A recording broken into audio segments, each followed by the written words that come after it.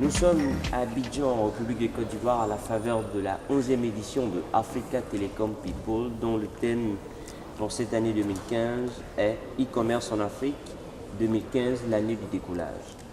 Des expositions, des séances plénières, des ateliers, des formations et des concours de start-up meublent cette 11e édition. Et pendant ces 2 jours du salon, nous avons rencontré des directeurs généraux d'entreprises exposantes, dont M.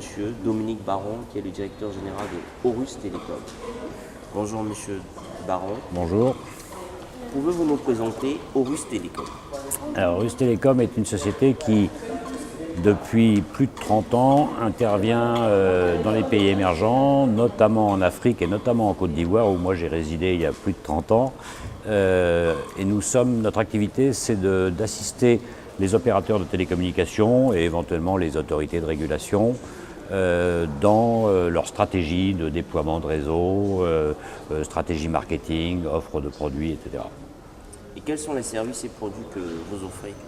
Nous sommes particulièrement spécialisés sur les analyses géomatiques des territoires de façon à permettre aux opérateurs d'optimiser la localisation de leur BTS, c'est-à-dire d'optimiser l'efficacité de leur réseau, à la fois au bénéfice des clients pour que la connectivité soit bonne et au bénéfice des opérateurs pour qu'ils gagnent de l'argent.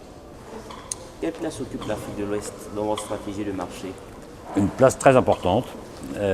D'abord parce que moi, comme je vous l'ai dit, je connais la Côte d'Ivoire depuis 40 ans et que c'est un pays que j'aime beaucoup.